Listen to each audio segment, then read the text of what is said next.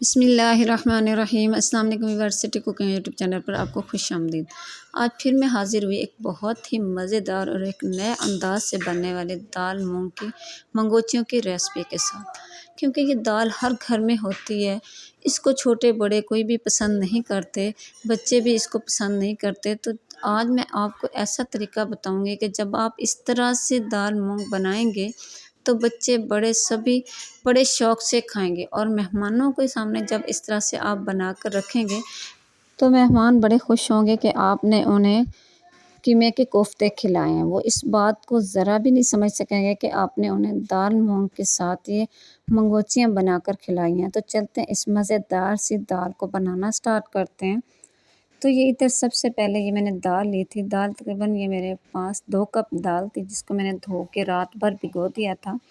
तो ये आप देख सकते हैं ये साइज़ में काफ़ी फूल चुकी है, बड़ी हो चुकी है और ये नरम भी हो चुकी है। तो इस तरह से हमने दाल को कम से कम 2 से 3 घंटे तो ज़रूर भिगोना है। अगर हो सके तो रात भर इसे भिगो कर रख दें ताकि ये नरम हो जाए और साइज़ में भी बढ़ जाए।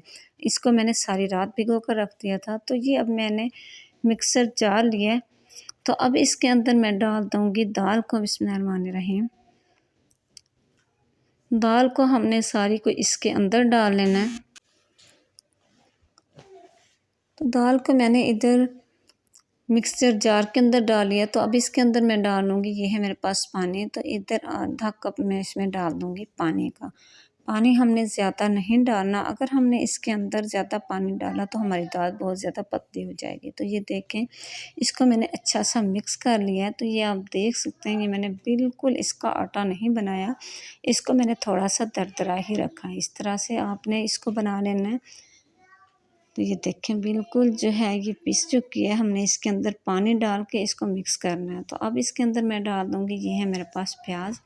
ये मैंने एक बड़े साइज़ का प्याज लिया था, जिसको मैंने बारीक चॉप कर लिया और इसका मैंने पानी भी निकाल लिया। इस बात का आपने ध्यान करना है कि प्याज का पानी उसमें से निकाल लेना है।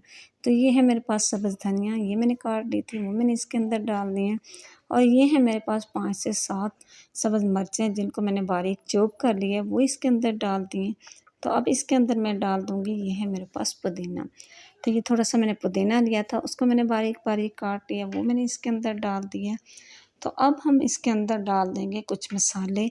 तो जिनमें से ये मेरे पास है हाफ़ टी स्पून, ये मेरे पास है कुटी हुई खुश्क धनिया, और हाफ़ टी स्पून मेरे पास है हल्दी पाउडर, हाफ़ टी स्पून मैंने लिया रेड मिर्चों का पाउडर, 1.5 टीस्पून मैंने लिया नमक, 2 टीस्पून मैंने लिए है खुश्क मेथी, और हाफ़ टी स्पून मैंने ली है कुटी हुई रेड मिर्चें, और हाफ़ टी स्पून इसमें मैंने डाल दी गरम मसाला। तो ये है मेरे पास मीठा सोडा, 2 चुटकी मैंने लिए मीठा सोडा, 2 चुटकी हम इसके अंदर मीठा सोडा डाल देंगे।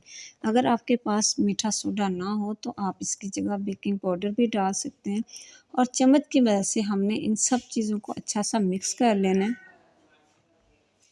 इधर हमने इसका अच्छा सा बैटर सा तैयार कर लेना है। तो ये देखो, इन सब चीज़ों को मैंने अच्छी तरह से मिक्स कर लिया। तो इधर ये मुझे जो है, ये हमारा जो हमने मिक्सचर सा तैयार किया है, ये मुझे पतला लग रहा है, क्योंकि हमने इसके अंदर पानी डाला था, तो उसकी वजह से ये थोड़ा पतला हो गया। तो अब इसके अंदर मैं डाल दूँगी, ये है मेरे पास बेसन। तो आधी प्याली इसके अंदर मैं बेसन की डाल दूँगी। वैसे इसमें ज़रूरत नहीं है। अगर आपको ये पतला लगे कि हमारा ये जो हमने मिक्सचर तैयार किया है ये बहुत नरम हो गया, पतला हो गया, तो आप इस तरह से इसके अंदर बेसन डाल सकते हैं। अगर आपके पास बेसन नहीं है तो आप इसकी जगह इसमें कॉर्नफ्लोर भी डाल सकते हैं। तो अब हम दूसरी साइड पे चलते हैं। तो इधर ये मैंने पैन के अंदर घी डाल दिया। तो आप देख सकते हैं हमारा घी जो है वो अच्छा सा गर्म हो चुका है। तो अब इसके अंदर वो जो हमने मिक्सर बनाया उसमें से छोटे-छोटे से बॉल से बनाकर बिस्मिल्लाहिर्रहमानिर्रहीम इसके अंदर मैं एक-एक करके डाल दूँगी। इस तरह से हमने छोटे-छोटे से बॉल से बनाकर इसके अंदर डाल देने हैं। हमने इनको पकोड़ों की तरह नहीं बनाना। तो एक साइड पे हम इनको 2 मिनट तक पकाएँगे। तो अब इधर मैं इसकी साइड चेंज कर लूँगी। इसे पकते हुए 2 मिनट हो चुके हैं। तो ये देखें माशाल्लाह से इसका नीचे से खूबसूरत सा कलर आ चुका है। तो इस तरह से हमने सबकी जो है इधर साइड जो है वो बदल लेनी है। और अगर इसी दौरान आप चैनल पर नए हैं तो प्लीज़ मेरे चैनल को सब्सक्राइब कर लें। ये आपकी तरफ से हमारा ही हौसला अफ़ज़ाई होती है और आपकी तरफ से प्यार बना भरा इनाम होता है। तो इस तरह से इधर सबकी जो है मैंने साइड बदल ली है। तो अब दूसरी साइड से भी इसी तरह से हमने इसको 2 मिनट तक पकाना है, जब तक कि दोनों तरफ से इसका खूबसूरत सा एक जैसा सा कलर ना आ जाए। तो ये देखें, इसका इधर दोनों तरफ से अच्छा सा कलर आ चुका है। तो इधर अब मैं निकालूँगी इसको प्लेट के अंदर। तो ये जो है हमारी मंगोलियाँ तैयार हो चुकी हैं। तो बाकी जो हमारा बेसन बच चुका है, तो अब उसके साथ भी मैं छोटे-छोटे से बॉल से बनाकर इसी ऑयल के अंदर अच्छे से फ्राई कर लूँगी। तो 2 मिनट तक मैं इनको एक साइड से पकाऊँगी, इसी तरह से इनकी मैं साइड बदल लूँगी और दूसरी साइड से भी इसी तरह से इनको मैं 2 मिनट तक पकाऊँगी, जब तक कि दोनों तरफ से इसका अच्छा सा कलर ना आ जाए। तो अब इनको भी मैं निकाल लूँगी प्लेट के अंदर। तो ये देखें माशाल्लाह हमारी मंगोचियाँ जो हैं ये तैयार हो चुकी हैं। ये मैंने छोटे-छोटे से बॉल से बनाकर डाले थे, क्योंकि हमने इसके अंदर मीठा सोडा डालना था, जिसकी वजह से खाने वाला सोडा जो होता है उसकी वजह से ये फूल चुका है। तो ये बाकी मैंने कुछ मसाले लिए हैं। तो अब चलते हैं हम कढ़ाई की तरफ। तो इधर मैंने कढ़ाई लिया, तो इसके अंदर सबसे पहले मैंने डाल दिया घी। घी हमारा गर्म हो चुका है, तो अब इसके अंदर मैं डाल दूँगी, ये है मेरे पास साबित रेड मिर्चें। ये मैंने तकरीबन 8 से 10 जो हैं इस तरह से साबित रेड मिर्चें जो छोटे वाली होती हैं वो ली हैं, वो मैंने डाल दी हैं। और साथ ही इसमें मैंने डाल दिया है हाफ़ टी स्पून ज़ीरा। और ये मैंने इधर इसके अंदर साबित ज़ीरा डाला है। इधर हमने इसके अंदर ज़ीरा पाउडर नहीं डालना, साबित ज़ीरा ही डालना है। और चम्मच की मदद से इधर मैं मिक्स कर लूँगी इसको। 1 मिनट तक इधर हमने इसकी भुनाई करनी है, जब तक कि इसमें से बहुत अच्छी सी खुशबू ना आना शुरू हो जाए। तो अब इसमें मैं डाल दूँगी, ये है मेरे पास 2 प्याज़, जिनको मैंने बारीक चॉप कर लिया है, वो मैंने इसके अंदर डाल दिया और चम्मच की मदद से इधर मैं इसकी अच्छी सी मिक्सिंग कर लूँगी। और प्याज को हमने इधर जो है फ्राई कर लेना है अच्छा सा। तो ये आप देख सकते हैं हमारे प्याज अच्छे से फ्राई हो चुके हैं, हमने इससे ज़्यादा इनको फ्राई नहीं करना। तो ये है मेरे पास 3 से 4 टमाटर, जिनका मैंने पेस्ट बना लिया था, वो मैंने इसके अंदर डाल दिए। और फिर वही बात, इधर इसकी अच्छे से मिक्सिंग कर लेंगे और हमने इसको इतनी देर तक पकाना है जब तक कि टमाटर के अंदर जो पानी है वो अच्छी तरह से खुश्क ना हो जाए। और ये है मेरे पास बारीक चॉप की हुई सब्ज़ मिर्चें 4 से 5, वो मैंने इसके अंदर डाल दी हैं। और हमने इसमें वक्फे-वक्फे से चम्मच हिलाते रहना है। तो अब इसके अंदर मैं डाल दूँगी, ये है मेरे पास लहसुन। ये मैंने सब्ज़ वाले लहसुन लिए हैं, जिनको मैंने छोटा-छोटा सा बारीक-बारीक सा काट लिया था, वो मैंने इसके अंदर डाल दिए। इसके साथ ये हमारा जो सालन है बहुत ही मज़े का बनेगा, इसमें से बहुत अच्छी खुशबू आएगी। तो अगर ये आपके पास हो तो आप डाल लें, अगर ना हो तो ज़रूरी नहीं है। इसकी जगह जो आम खुश्क लहसुन होता है उसको आप इसके अंदर डाल सकते हैं, प्याज के बाद उसको फ्राई कर लें। तो इस तरह से अब इसके अंदर मैं डाल दूँगी 1 टीस्पून लाल मिर्चों का पाउडर, हाफ़ टी स्पून इसमें मैं डाल दूँगी हल्दी पाउडर और चम्मच की मदद से इधर मैं इसकी अच्छी सी मिक्सिंग कर लूँगी। थोड़ा-सा मैंने इसके अंदर पानी डाल दिया ताकि हमारा मसाला जलने ना पाए। तो जैसे ही हम इसके अंदर मिर्चें, हल्दी वगैरह डालते हैं, तो फ़ौरन से मसाले में से जलने की स्मेल सी आना शुरू हो जाती है। तो अगर इसके अंदर फ़ौरन से थोड़ा-सा पानी डाल दिया जाए तो फिर हमारा मसाला जलता नहीं है, जली हुई इसमें से स्मेल नहीं आती। तो 1 टीस्पून इसमें मैंने डाल दिया खुश्क धनिया का पाउडर। और फिर वही बात है कि इसकी हमने अच्छी सी मिक्सिंग कर लेनी है। तो अब इसके अंदर मैं डाल दूँगी, ये है मेरे पास दही, आधी प्याली इसमें मैं डाल दूँगी दही की। और चम्मच के साथ इसको मैं अच्छा सा मिक्स कर लूँगी। तो इधर मैं इसको इतनी देर तक पकाऊँगी कि जब तक दही का पानी जो है वो अच्छा सा खुश्क ना हो जाए और हमारी ग्रेवी जो है वो अच्छी सी तैयार ना हो जाए। और अगर अभी तक आपने मेरे चैनल को सब्सक्राइब नहीं किया तो प्लीज़ अभी सब्सक्राइब कर लें। ये आपकी तरफ से हमारी हौसला अफ़ज़ाई होती है। और बेल आइकन को प्रेस कर लें ताकि आने वाली मेरी हर वीडियो का नोटिफिकेशन सबसे पहले आप तक पहुंच सके।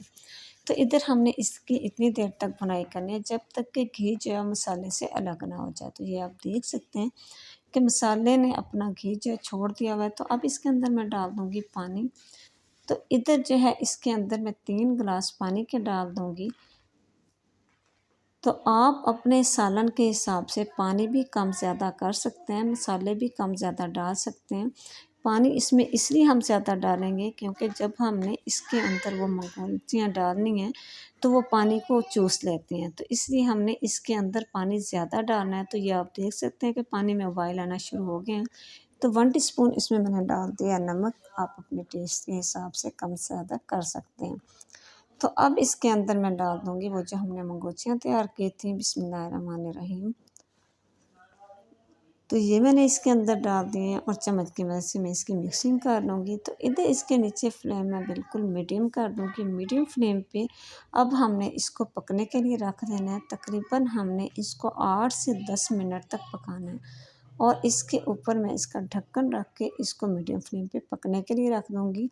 इसके अंदर मैंने अब भी आपको पानी ज़्यादा डाला है, आपको लग रहा होगा कि पानी इसमें ज़्यादा है, हालाँकि ज़्यादा नहीं है क्योंकि हमने शोरबा भी रखना है और जो है इन्होंने चूसना भी है। तो ये देखिए माशाल्लाह इधर रखे हुए 10 मिनट हो चुके हैं और इधर ये आप देख सकते हैं कि जो हमने मंगोचियाँ तैयार की थी इन्होंने जो है काफ़ी हद तक शोरबे को चूस दिया क्योंकि हमें इसमें शोरबा भी चाहिए होता है, तो इसलिए पानी इसमें ज़्यादा डालना है। तो इधर हाफ़ टी स्पून मैंने डाल दिया है गरम मसाला और चम्मच की मदद से इधर मैं थोड़ा-सा इसको मिक्स कर लूँगी। तो एंड पे मैं इसमें डाल दूँगी, ये है मेरे पास सब्ज़ धनिया जिनको मैंने बारीक-बारीक सा काट लिया था।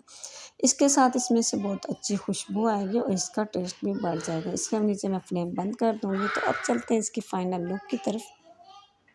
तो ये मैंने प्लेट लिया, बिस्मिल्लाहिर्रहमानिर्रहीम। इधर मैं आपको निकाल के दिखाती हूँ।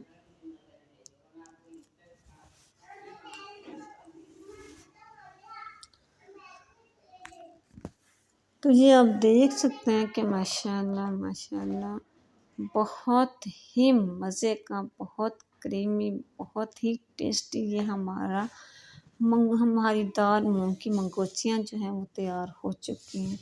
तो इस तरह से जब आप बनाएंगे तो कोई भी ये नहीं जान सकेगा कि ये आपने मूंग की दाल के साथ बनाई है। तो इधर हम इसको रोटी के साथ चेक करेंगे। बिस्मिल्लाहिर्रहमानिर्रहीम।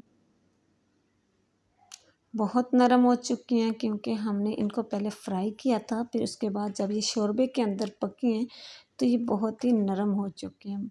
तो इसको चेक कर लेते हैं। माशाल्लाह माशाल्लाह बहुत ही मज़े का ये हमारा सालन तैयार हो चुका है। इसका अंदाज़ा आपको तभी होगा जब आप इस तरह से बनाएंगे और मैं उम्मीद करूँगी आज की रेसिपी आपको बहुत पसंद आई होगी। अगर रेसिपी पसंद आए लाइक करें, शेयर करें, सब्सक्राइब करना हरगिज़ ना भूला करें। इजाज़त चाहूँगी सिटी कुकिंग यूट्यूब चैनल की तरफ से। अगली वीडियो तक अल्लाह हाफ़िज़। अस्सलामु अलैकुम। सुब्हानल्लाह।